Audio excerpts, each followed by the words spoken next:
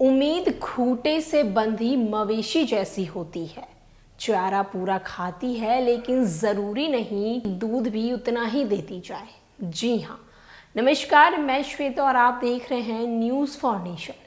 जहाँ एक तरफ आज बजट सत्र लागू हुआ, तो वहीं बजट सत्र लागू होने के साथ ही जो यूथ हैं, खास करके जो स्टूडेंट हैं, उनके लिए क्या कुछ इस बजट में आया है और क्या स्टूडेंट जो सोच रहे थे कि इस बजट में आने से उन्हें कुछ ज़्यादा लाभ मिलेगा, तो ये सब कुछ बता रहे हैं आनंद कुमार। जी हाँ, आपको हम बता दें कि सुपर 30 के जो रचनाकार हैं, जिन्होंने सुपर 30 की एक मिसाल बिहार में और ख़ास करके पूरे हिंदुस्तान में जिस तरीके से बनाया है, आज वो बताने वाले हैं कि जो बजट इस बार लागू हुई है 2023 की, वो क्या कुछ स्टूडेंट के लिए है और क्या स्टूडेंट के लिए इस बजट में कुछ ऐसा फ़ायदेमंद आया है जिससे स्टूडेंट को लाभ होगा, या फिर स्टूडेंट जो उम्मीद कर रहे थे उस पर जो केंद्र सरकार है वो खड़ी हुई भी है या नहीं। स्टूडेंट की उम्मीदों के साथ बजट में कुछ ऐसा ही हुआ है। बजट की 7 प्राथमिकता को शपथ ऋषि बजट कहा गया है। इसमें एजुकेशन पर फोकस नहीं है,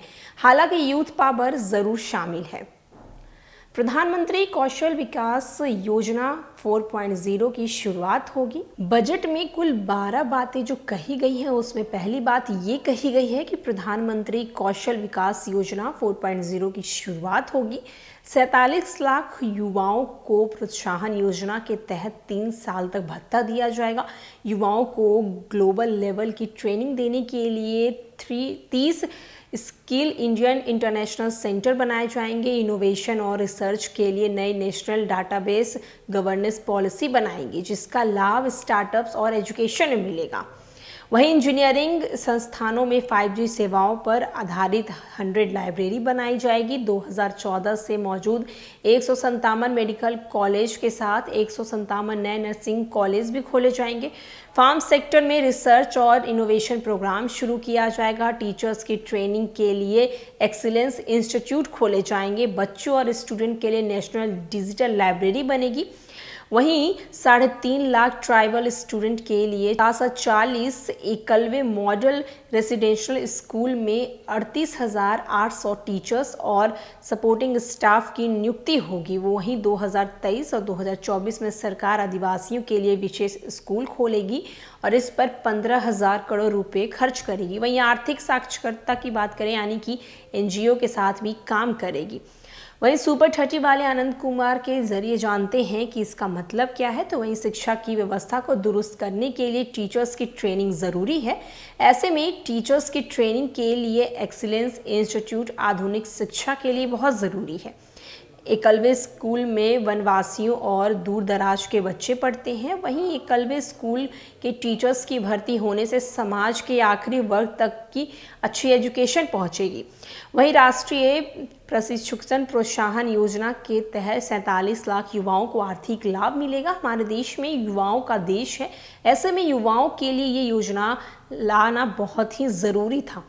नेशनल डिजिटल लाइब्रेरी से गांव-गांव तक बच्चों के मोबाइल में अब विदेशी जर्नल्स और बुक्स होंगी। वहीं इंजीनियरिंग संस्थानों में 5G सेवाओं पर आधारित 100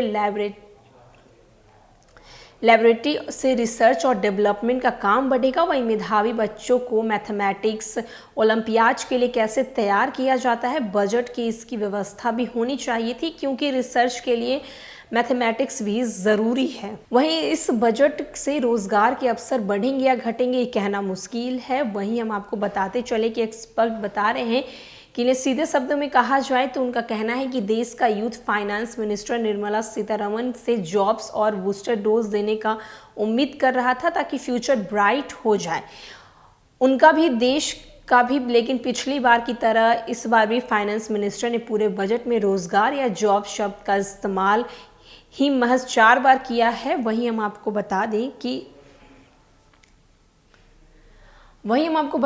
कि इस बार जो बजट लागू हुआ है, खास करके यूथ के लिए, स्टूडेंट्स के लिए, युवा के लिए, उससे वो कुछ ज़्यादा खुश नज़र नहीं आ रहे हैं। जहां एक तरफ युवाओं को उम्मीद थी कि इस बजट सत्र में जहां उनकी रोज़गार के लिए बात होगी, तो वहीं निर्मला सीतारमण जब बजट पेश कर रही थी तो उन्होंने महज 4 बार ही युवाओं के रोज़गार की बातें की हैं। वहीं हमने आपको बता दिया कि इस बार जो बजट में युवाओं के लिए, यूथ के लिए और खास करके स्टूडेंट के लिए क्या कुछ आया, हमने सब कुछ आपको डिटेल में बताया है।